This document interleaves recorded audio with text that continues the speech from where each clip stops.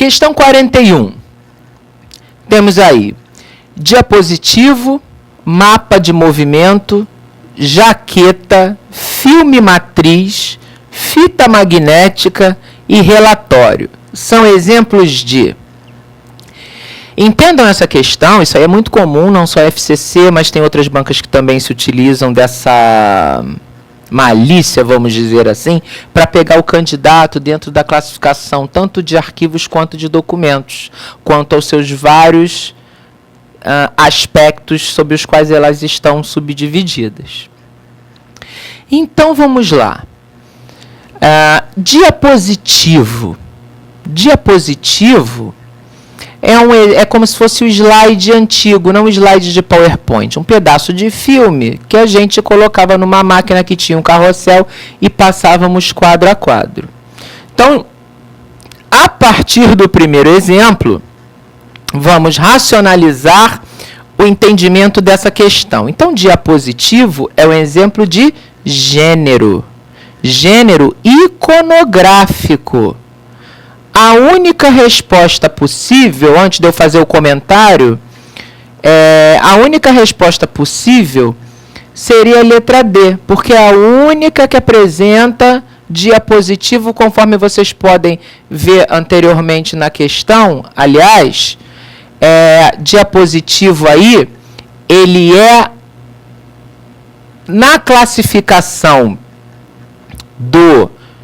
dos documentos, um gênero, mas ali ele está assumindo na classificação materializada. Então, seria um formato. A resposta seria a letra D. Formato é a forma física que o documento se apresenta, independente da informação. Então, isso aí ajuda um pouco a confundir o candidato, como se fosse a letra C, mas é a letra D. Ele é um formato diapositivo. A outra opção é um tipo, mapa de movimento. Ele está especificando a espécie.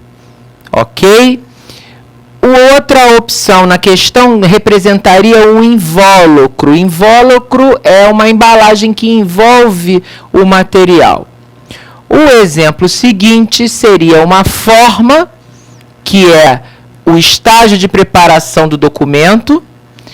O outro exemplo seria um suporte, onde a informação está registrada, seguido de uma espécie, que é resultante de um ato, assumindo uma forma genérica de enunciação e opinião, nesse caso. Então, voltemos ao enunciado da questão. Então, diapositivo seria um formato. Mapa, se fosse sozinho, é uma espécie. Mas como é mapa de movimento, eu estou dizendo que é um tipo, eu estou especificando essa espécie.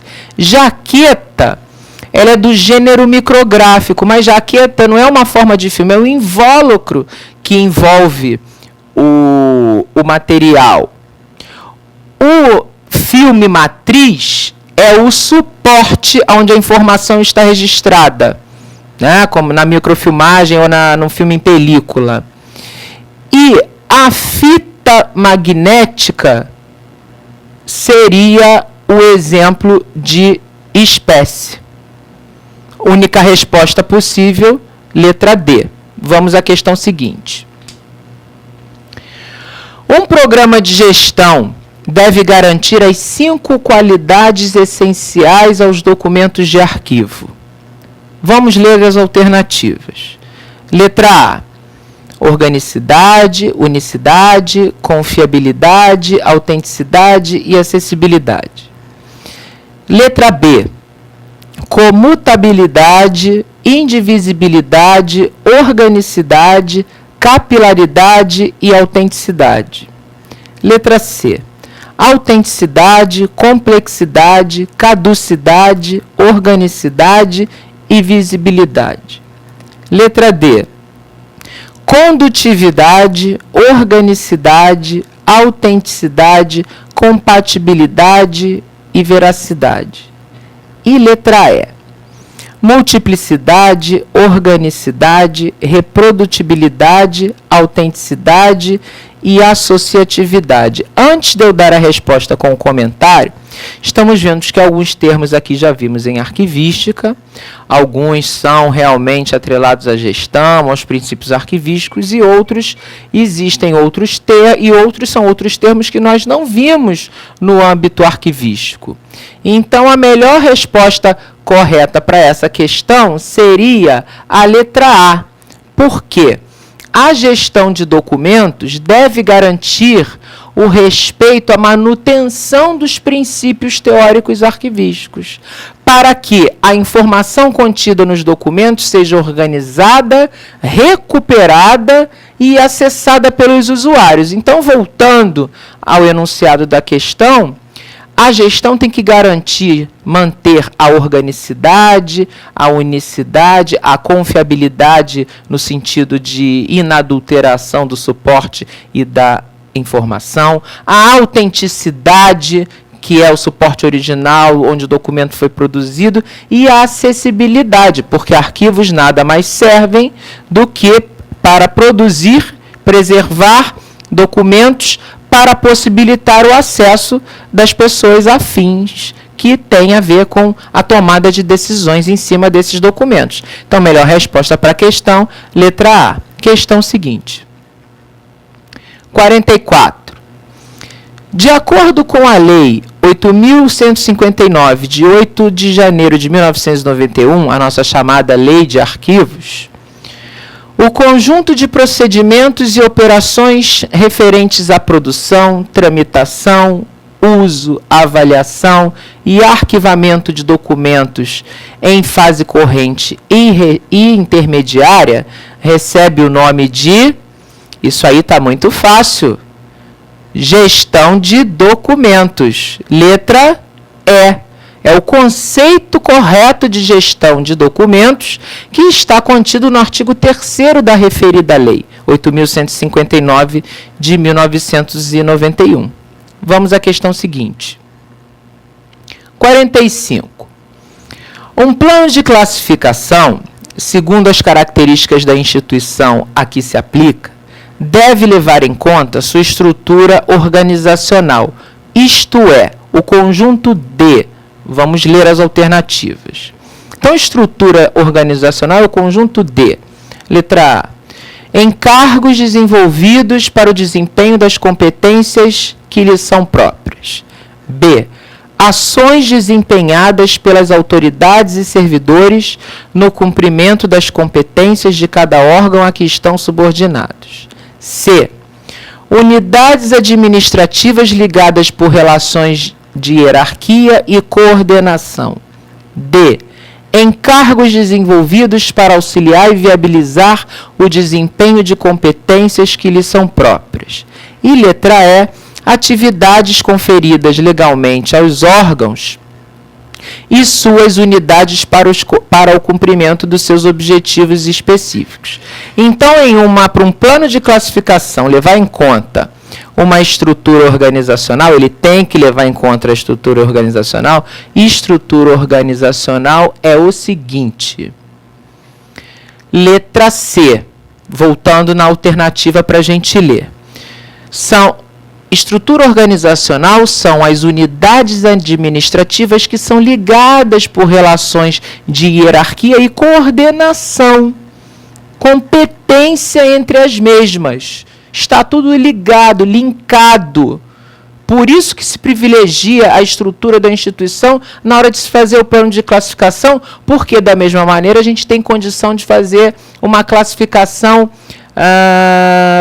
hierárquica, ou, arquivisticamente falando, uma descrição de assuntos em multiníveis, partindo do mais geral, chegando ao específico, que seria a unidade documental. Então, voltando ao comentário da questão, letra C, porque o plano de classificação contempla essas unidades administrativas que vão compor o fundo e as suas relações de subordinação em virtude dos assuntos tratados pelos documentos que refletem as atividades, as funções e a estrutura da instituição propriamente dita. Questão seguinte. A opção pelo método funcional em detrimento do estrutural na classificação dos documentos oferece entre outras vantagens, a de. Vamos ler as alternativas.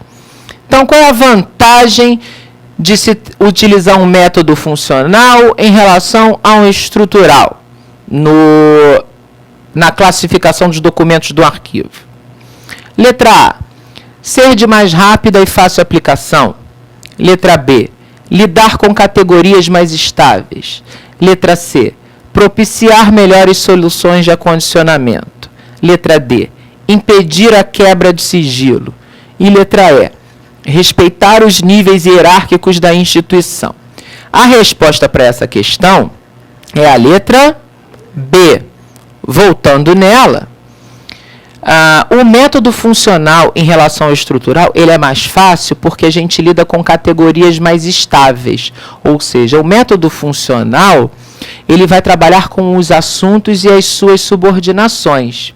E já no estrutural, eu vou ter os mesmos assuntos e as mesmas subordinações, só que eu vou atrelá-las dentro das unidades administrativas que as produziram ou receberam. Ou seja, é necessário, é mais difícil, é mais complicado fazer um levantamento da evolução orgânico-funcional das instituições, no sentido da sua evolução administrativa, da sua estrutura, do seu funcionamento, das suas atividades, para elaborar o que nós chamamos em terceira idade de quadro de arranjo.